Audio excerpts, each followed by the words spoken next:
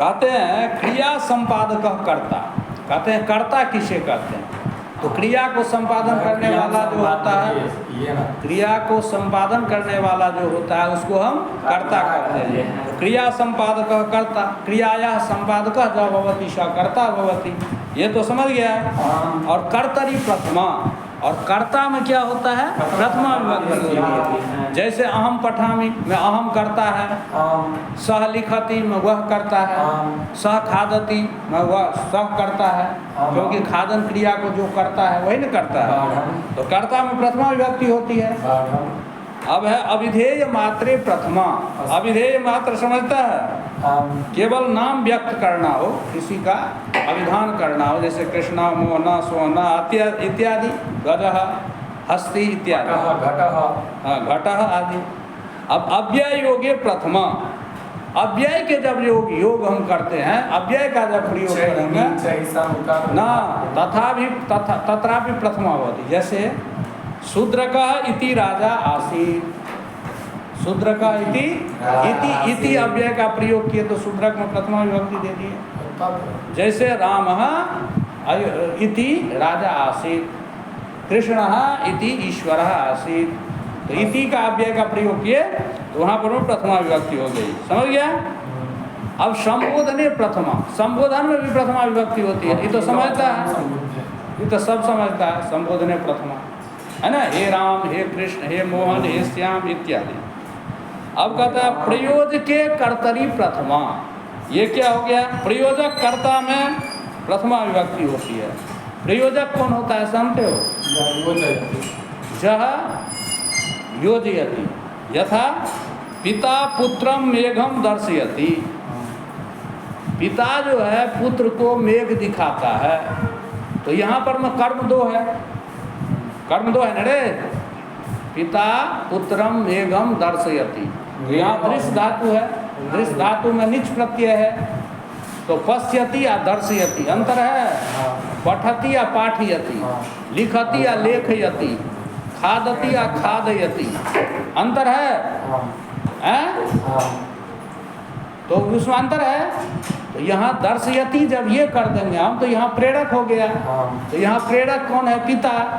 तो पिता जो है सो पुत्रम मेघम दर्शयति, तो पुत्रम और मेघम दोनों में कर्म हो गया, और पिता जो है उसमें प्रथमा हो गई। तो यही कहता है जैसे हरि भक्तम स्वर्गम गमयति।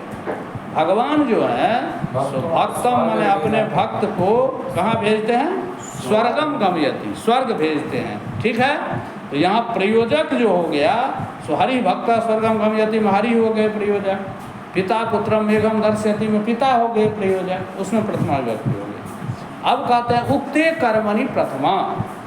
वहाँ अनभिहिते तुम पढ़ा था कि यहाँ कर्म अनभिहित हो, अकथित हो, तो वहाँ पर में द्वितीय विभक्ति होती है कर्म में। और यहाँ कह रहा है उक्ते कर्मणि प्रथमा। कर्मणि उक्ते सति, यहाँ कर्म उक्त हो माने कर्म वाच्य हो, यानी कर्म जहाँ प्रधान हो, कर्म जहाँ अभिहित हो, कर्म जहाँ कथित हो, उसमें कर्म में प्रथमा विभक्ति होती है। कर्म में प्रथमा विभक्ति होती है अभिहित होने पर, अनभिहित होने पर द्वितीय।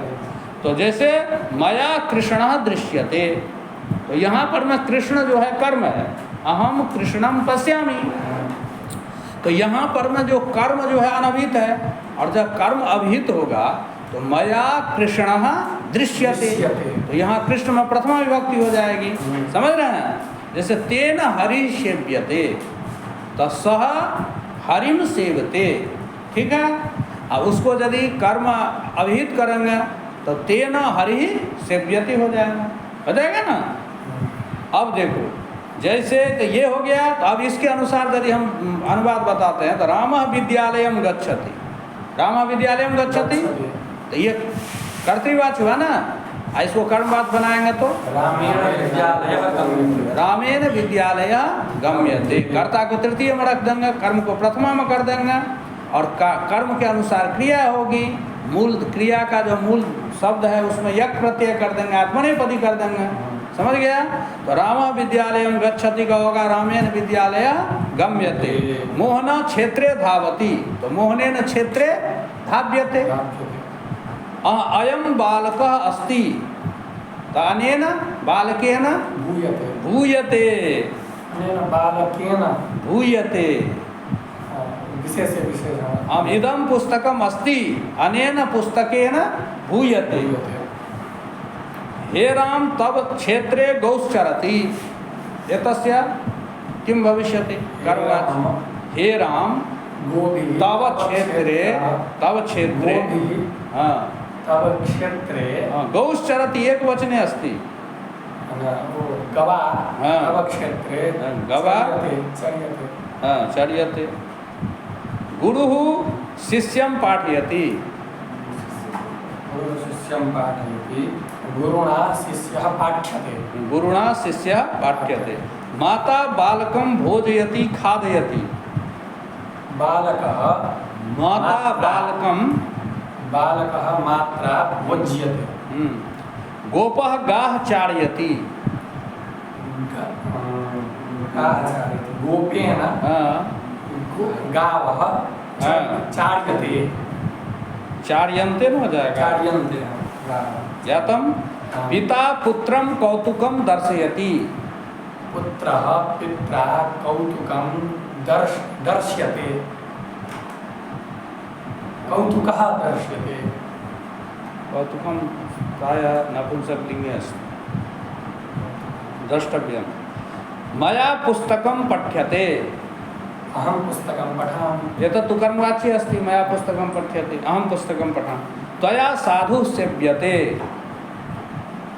त्वं साधुं सेवयसि सेव्यसि सेवसे त्वं साधुं सेवसे मया गृहं गम्यते अहं गृहं गच्छामि अहं गृहं गच्छामि एवं प्रकारेण अनुवादस्यापि अभ्यासः कर्तव्यः तेन किं भविष्यति केवलं दार्ढ्यं केवलं कथयति किं कथ्यते सम्भाषणाभ्यासेनैव सिद्धता न आगच्छति इतोपि श्रमः कर्तव्यः अस्ति न वा यथा पुनः अव्ययीभावः वर्तते अन्यत् वर्तते सर्वं पठनीयम् अस्तु अद्य एतदेव भाववाच्ये माने एकवचने एव